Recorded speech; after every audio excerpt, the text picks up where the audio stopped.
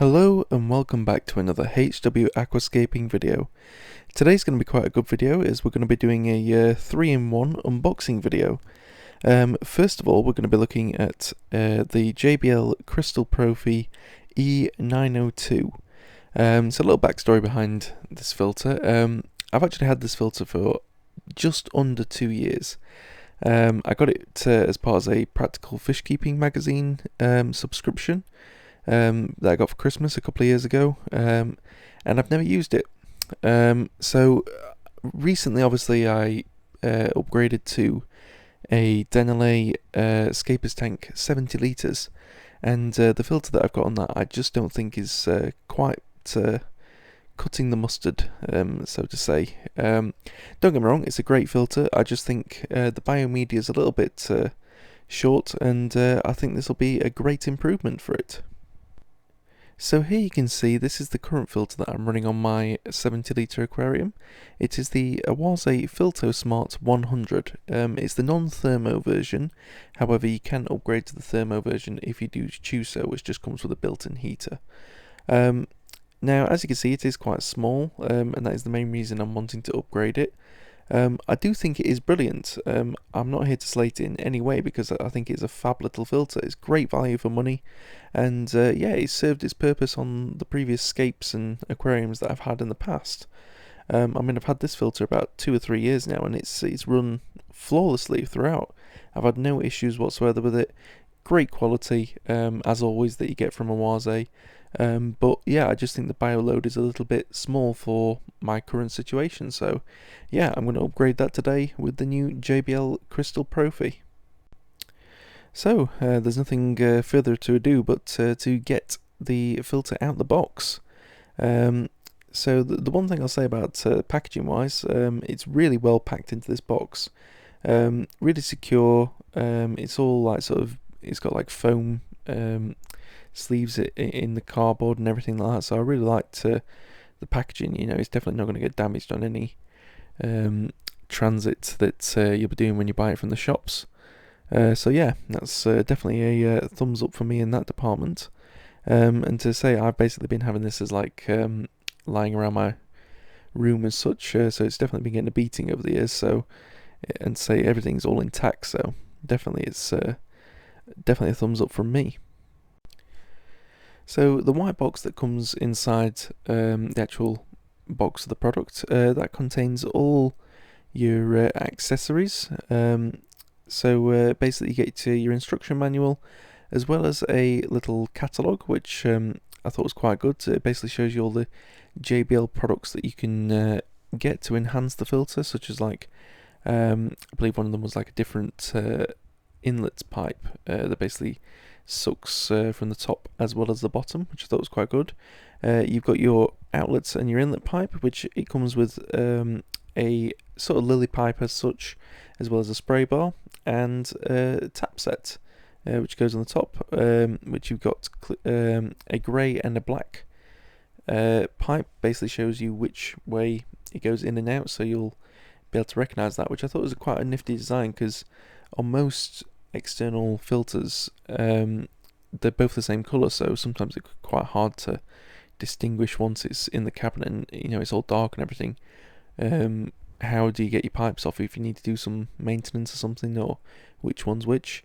You got 2 sets of flexi pipe, as well as all your suckers and muggle bins and things like that, which yeah, I thought that's pretty good. Yeah, you've got your strainer as well that you get for your outlet pipe, just if you were wondering. It does come with that as well, so I did look quite like that, as well as some angle pipes if you wanted to put your spray bar on, which yeah, it's all pretty good. So now's the time we're going to break down the inside of the filter and basically what you get in the media trays, as well as showing you the impeller and things. So yeah, all you got to do is unclip all 4 clips, like on most standard external filters. Really easy to come off as well. And here you can see this is where the impeller housing is, so all you got to do is just twist that off, pull the cap off, and there you can see there's the impeller. I did try to get it out by hand, which I did previously do before I filmed this clip, but I couldn't get it out, so I probably would recommend using a pair of pliers or some tweezers, which I'll do now so you can see the impeller. One thing to note, it does come with a ceramic shaft, which does has the disadvantage that if it breaks, if you haven't got a spare on hand, your filter's useless. A lot of them these days are becoming stainless steel just because they don't snap as easy. So yeah, do please take care if you are doing any filter maintenance, because one little snap and your day's ruined. So, but it fits together beautifully. I mean, you plunge it into your rubber sucker at the bottom, and then it snaps back into place into the electromagnet, and then all you've got to do is twist your cap back on, and you're all ready to go. It's quick as that to do maintenance, so I do think that is a plus side for JBL there. So yeah, so that's all the filter head sorted, as you can see, really simple and easy. And let's move on to the media trays. So yeah, with the media trays, all you got to do is basically just pull them out, as you can see, just like that. And this is tray number 1. It's got basically a sponge, and then there is a fine media sponge, which I'll show you in a minute. Next tray that you pull out has the handles, and they clip together just like that, so the handle folds into the tray. Another one full of sponge, and then we've just got one last one, I believe, which, oops, the last one, that's full of your biological ceramic media, which is really good to see from filter. So as I said, we'll move back to tray number 1. So the top sponge is a coarse sponge, but all you have to do is just gently just prise the bottom off, and you've got a fine sort of pre-filter sponge. It's quite a fine sponge in comparison to the other two. You could replace this with filter floss if you really wanted to, just to get that really fine polish off of there, and all it does is just clip together just like so. You just got to make sure you get the clips aligned, but yeah, it's really easy to take apart and put back together, so that's a thumbs up from me. So what I'm going to do next is actually tip all this ceramic media out and get rid of it. Now, you might be thinking, why am I doing this? That's crazy. Ceramic media is what holds your beneficial bacteria better than sponges. Are you insane? And don't you worry, I've got you covered on this. I'm not getting rid of it. I'm replacing it with Seachem Matrix. Now the reason I use Seachem Matrix, and I haven't really been using it all that long, but it's because I watched a video made by Green Aqua. If you haven't checked their YouTube channel out, definitely worth a watch. I mean, they're amazing scapers over there, but I'm sure you have heard of them or have at least watched their videos. Now, the reason I started using Seachem Matrix was because I watched one of their videos where they basically took a load of different filter medias, taught you through what's good and what's bad, and they put them under a microscope. And basically the results speak for themselves, is that Seachem Matrix just had such a vast amount of space in comparison to all the other medias for using as a beneficial bacteria home in the ceramic media. So yeah, I decided to start using it. Now, I did make a mistake here because I thought this was one of the middle trays, and it's not. This is the top tray. So you'll see that I'm going to tip all this in here and tip it all right back out because I've just realised my mistake. But yeah, the top tray wants to be sponge, basically because I'll show you in a second how the filter works, which I think is genius. But yeah, going to tipple all this out, and we're going to get it replaced in one of the other trays. But yeah, no, I've been using it now for a couple of months, and yeah, I can't fault Seachem Matrix. It's a really good biomedia, and it's not that expensive. Comes in 500 milliliters, I believe, 1 litre, 2 litre, and 4 litre tubs. And the one here that I've got is 2 litres. I've probably used in this 1.5 litres worth of bacteria, Seachem Matrix for the beneficial bacteria. Because I put probably about 500 milliliters in the Awase filter, which you might have seen in my new shrimp tank video. So if you haven't seen that, go and check that out. and yeah, you'll see what filter I'm running on that and where I put it. But yeah, so get those all topped up, and we'll get them all start plugged back in the filter. But yeah, it's a really good media, so as I say, go and check it out. And so a unique thing I've found in comparison to any other external I've used in the past is that the water comes out this hole, goes into the first basket and is forced down to the bottom, and then is drawn back up through the middle and through the top. So basically it goes through the coarse sponge, through the next basket, through the coarse sponge, and then through your ceramic medias, and then is drawn back up through all those baskets, through the fine media, and back into your tank. So it's a really efficient way of doing it. But the one thing I'm going to do, because I recommend everyone do this if you're getting a new filter for your tank, is either run them alongside each other, but in this case basically I've got an external and I haven't really got the room to run them alongside each other. So what I'm going to do is empty them out, which as you can see just pops the lid off. It only has 2 clips on the Awase Filter Smart. It's got 2 sponges, a medium and a coarse, and then I've got all these ceramic tubes that have basically been cultivating for 2.5, 3 years that I've had this filter. And what I'm going to do is I'm going to take these 2 sponges out, and instead of having 2 baskets of CK Matrix, I'm going to have that as well as an extra basket of ceramic rings that are full of bacteria. So they're basically going to seed this filter straight away, so I'm not going to get any like new tank syndrome when I set this up, because this is what holds all the bacteria in my current filter, which is why it looks a bit aged and yellow. But and then I can basically put this piece of sponge on top of there, so I've still got some media to remove any particles that are in the water. But yeah, this filter's all ready to go now, so we'll get it all put back together. So there's one thing before I put all the medias back in, and basically I'm just going to add a few of these in there, which is the Evolution Aqua Pure Aquarium Balls. Basically they're just a gel, or jelly should I say, ball filled with good bacteria.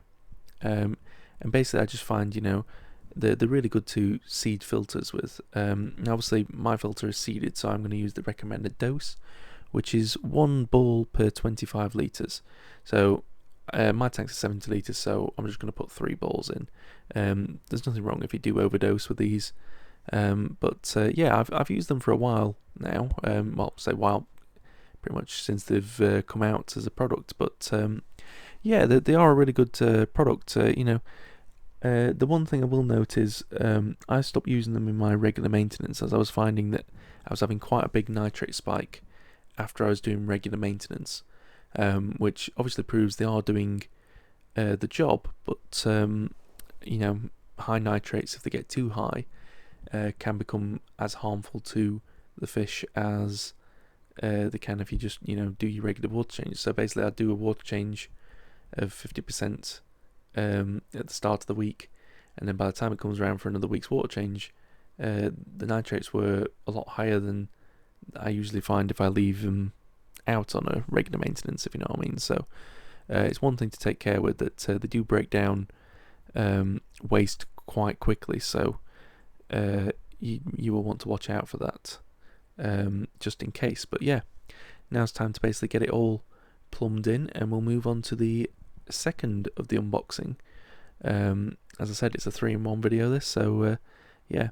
And well, yeah, one little unique thing with the taps, basically you have to unlock them as well, which I do think is quite a nifty design.